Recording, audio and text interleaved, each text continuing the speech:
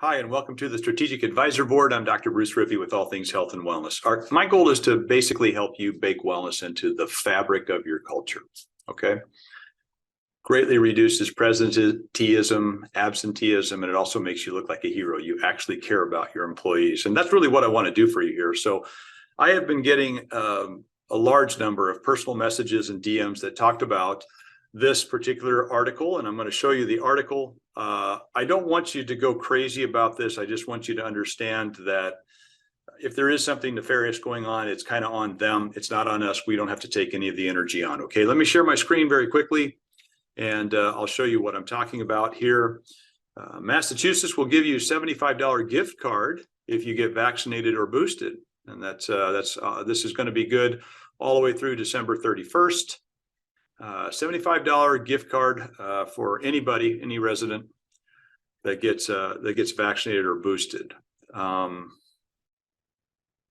don't really want to say anything about that. I kind of want to just let that sit there. I'm sure you have your own, and that's children or adults, by the way. So if you don't have the money, I guess that's a thing. I'm not really willing to comment on that at all. Okay. To move that forward, though, there's been some great new research that talks about the vaccinations, and this may be one of the things that's actually happening. So let's talk about what coronaviruses are very, very quickly, if you don't mind. This is actually from the cdc.gov. I won't get in any trouble for this. Common human coronaviruses, including all these wonderful things, just assume that there's basically 4 of them. They make up about 25% of all viruses that we get. They're common colds, honestly. That's what they are. And they cause mild to moderate upper respiratory tract illness like the common cold, and you kind of go on from there, okay? Now, this is agreed upon by almost all of the New England Journal of Medicine, blah, blah, blah. They'll say anywhere between 20 and 30%. Now, most of these are rhinoviruses. There's something that I also want to tell you. You know how easy it is? You start looking at cold cures or cures for the common cold, and we've done this for years. A lot of times a lab will say, hey, if you want to make an extra $1,000, you got to be ready for an overnight stay or 2. You got to come back within a week, and you got to give us all your information. And they'll literally drip a nucleotide in your eye and give you the common cold, or give you a common cold. It's very simple. You get it right away. And then they will monitor your symptoms, and they'll protect you and make you and get an understanding of the data points. All this thing is very important, by the way. But these are the ones that they basically would do. If they wanted to give you a coronavirus, they would use one of these. And then they talk about human coronaviruses, and they talk about coughing and sneezing and all of these other things. And you know what? I'm just going to leave that there.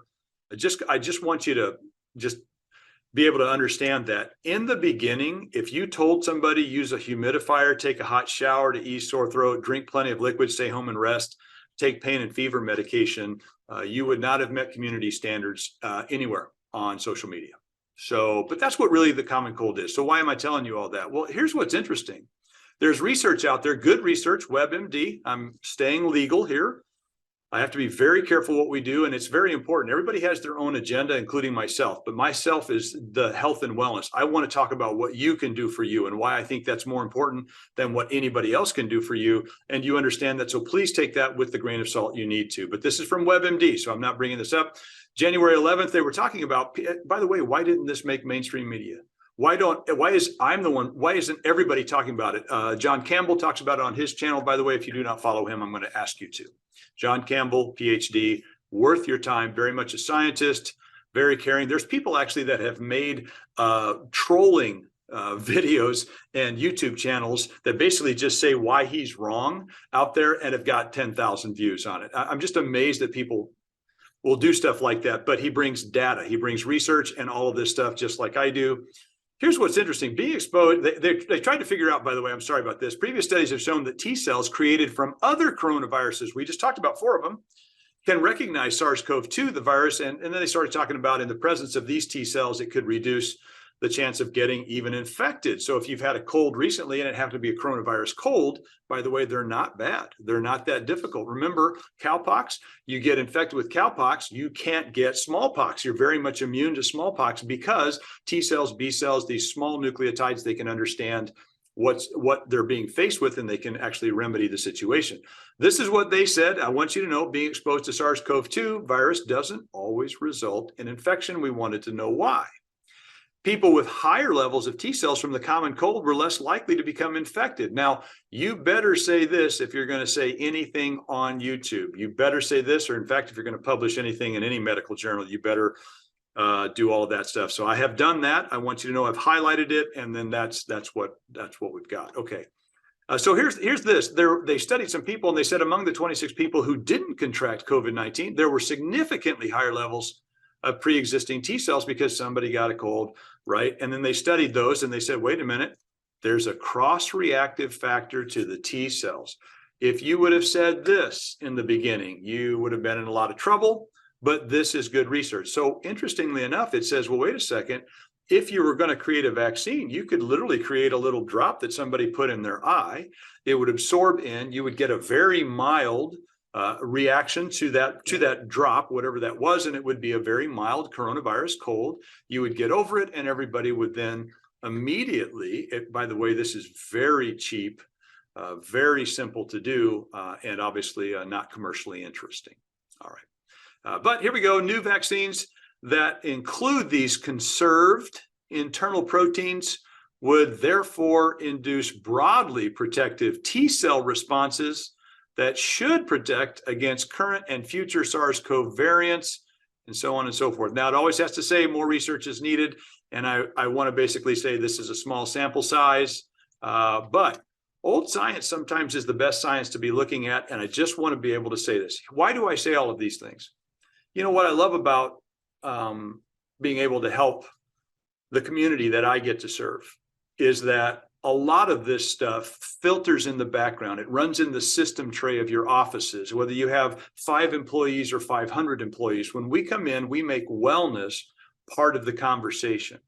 Then we also offer places where people can go and do their own research. Hey, have you seen this? Hey, have you seen that? And in doing so, some people will lean very strongly on all of the great things that they need to do for themselves. And some people will lean very strongly on all the great things that the government or the public health officials can do for them.